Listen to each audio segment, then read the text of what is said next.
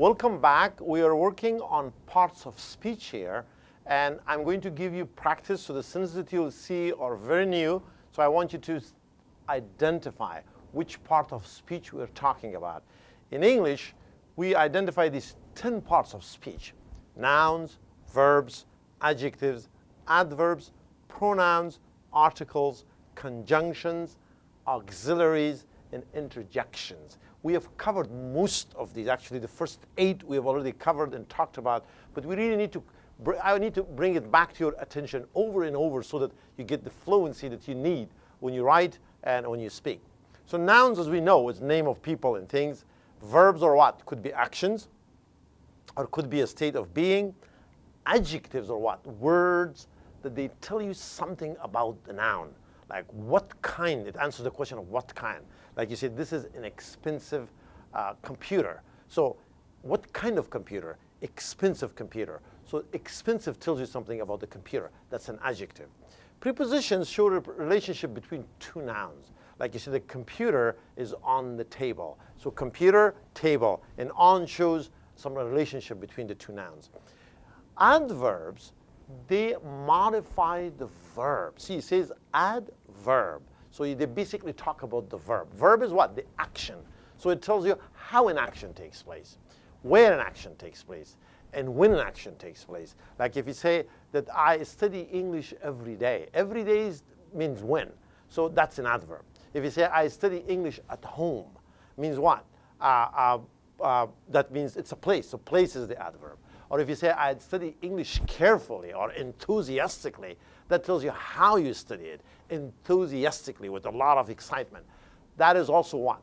Adverb. So those adverbs that tells you how, they end with ly, like obviously, clearly, enthusiastically, carefully. Every time you see ly, most likely it's an adverb. And it answers how, like you drive carefully. Carefully is the adverb. Anyhow, pronouns are words that they take the place of a noun. Like you say, my brother is an engineer. He works for Caltrans, for example. He, it means my brother. It takes the place of brother, the noun. And then articles are those words like a and da and there are only 3 articles in English, and they come before a noun. And conjunctions are words that they connect. We studied them before. Auxiliaries are the ones that what? That they show you, that they come before the verb and they express different kind of mood of the sentence that we talked about, modal auxiliaries. And interjections are words that what? That they show strong feelings in a sentence. So here I have some sentences. And in each sentence, I have highlighted a word in red. I have also underlined it to really get your 100% of your attention. And what I want you to do here is tell me what part of speech is it. The sentences are short and simple. All what I want is this. Tell me what part of speech is it. A noun, a verb, an adjective, an adverb, a pronoun, a preposition, an auxiliary, an interjection, what? There are 10 parts of speech. Which one is it? Sentence number 1. Because George didn't study, he failed the test. Which part of speech is because? What's the correct answer? Because George didn't study, he failed the test. The correct answer is what? Because is a conjunction. It connects these 2 sentences. He failed the test. George didn't study. 2 sentences. You connect them. You can also move it around. You could say what? George failed the test because he didn't study. So because is what? A conjunction, a word that connects 2 sentences. Betty, the name of a girl, writes carefully and neatly. Carefully and neatly. So if you remember, I said it ends with what? ly. Ly answers what? That how does she write? Carefully. How does she write? Neatly. So carefully is what? Adverb. Neatly also is adverb, but it means what? Very cleanly. When she writes, the paper that she writes on looks very neat and clean. And there are not a lot of spots on it. She doesn't write and cross things out. It looks very nice and professional. Sentence number 3. Mr. Gomez has lived in the United States for 15 years. However, he cannot read and write English. Which part of speech is however? Remember, however means what? But. So the meaning is but what part of speech is it? Let me read the sentence again. Mr. Gomez, the name of a person. It's a Spanish, in the Spanish language, they use this word a lot. Mr. Gomez has lived in the United States for 15 years. However, he cannot read and write English. So which part of speech is however? The correct answer is conjunction. It's a kind of conjunction. So it connects, basically, it shows relationship between two sentences. We have studied this before. There are 4 kinds of conjunctions: coordinating conjunctions, subordinating conjunctions, correlative conjunctions, and conjunctive adverb. We studied them like a year ago, so I'm bringing them back to your attention. So however is what? A conjunctive adverb. It's also called transition word. Shows relationship between 2 sentences. It shows a contrast. If a person lives in another country for 15 years, what do you expect from that person? To be able to read that language and write the language. But Mr. Gomez cannot do that. So you say, however, show a contrast. That's a conjunction. Sentence number 4. Teachers must prepare the students for challenges of tomorrow. Teachers must prepare their students for the challenges of tomorrow. Must. What part of speech is must? Look at its location. Prepare is what? The verb. It comes before the verb prepare, and it gives it a specific meaning. So this is one of those words that we studied the last few weeks, and that is what? Auxiliary. What kind of an auxiliary? Modal auxiliary, meaning that it changes the mood of the sentence. It gives it a special meaning. So it's an auxiliary. Sentence number 5. Do you need help with your homework? Do you need help with your homework?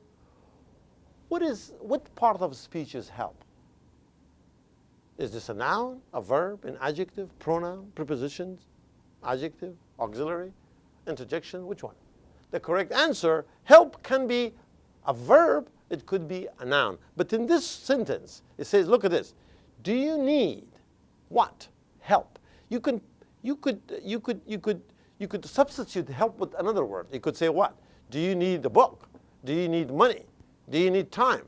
So you could put a noun in its place. So it is what? A noun. If you say, I will help you, in that case, help is what? A verb. But in this sentence, need is the verb. Do you need help? Help becomes what? The noun in the sentence. So sometimes the part of speech is not set.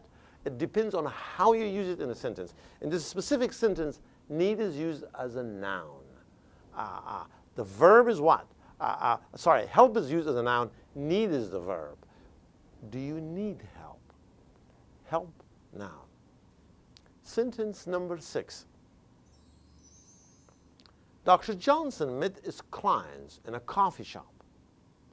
Dr. Johnson met his clients in a coffee shop. What part of speech is his? The correct answer is what?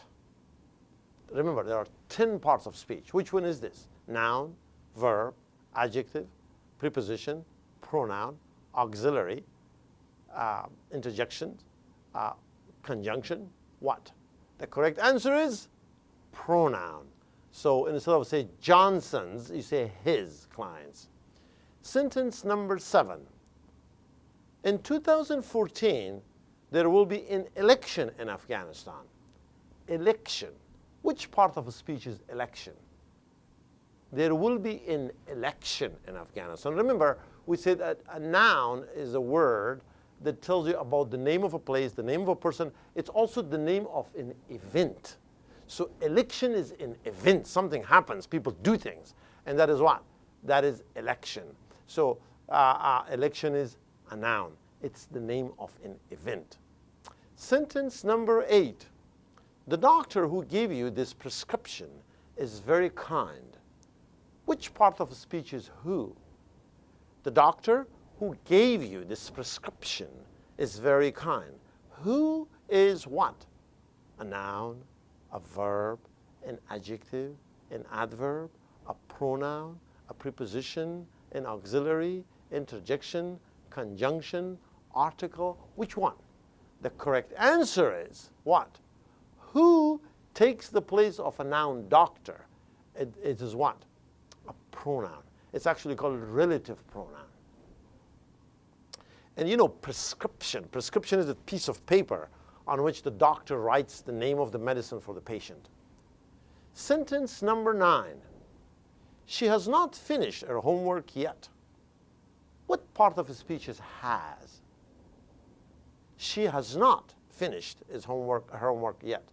Has is what? What part of speech? Again, a noun, a verb, an adjective, an adverb, a pronoun, a preposition, an auxiliary, article, interjection, or conjunction. Which one? The correct answer is what? Auxiliary. Remember, we talked about 2 kinds of auxiliaries. Helping verbs and also what? Modal auxiliaries. In this case, it helps you to make what? Has is helping you to make the present perfect tense. So it depends on how you use has. If you say, my brother has a job in the city of San Francisco, then you say what? He has a job. Has becomes a verb. But in this case, she has finished. Has is not a verb. The verb is finished. Has helps you to create what? Or to make the present perfect tense. So has is a helping auxiliary verb. Sentence number 10, the last one. Ouch, I hurt my finger. Ouch. Ouch, what part of speech is that? Look at this punctuation mark. This punctuation mark is called what? It's called an exclamation. It means you show a strong feeling. You say, wow. It shows excitement. Or in this case, you show what? A strong feeling that something hurts you. You make noise, you say, ouch. So in Farsi, you say, wah, for example. So what is this wah? Which part of speech is that? What is ouch? The equivalent of that in English. The correct answer is interjection. An interjection is a word that expresses strong feelings. That is what? The part of speech. Now, we will take a short commercial break here. After the break, we're going to continue with grammar lessons, and we're going to continue with auxiliaries. So please stay with us. Thank you.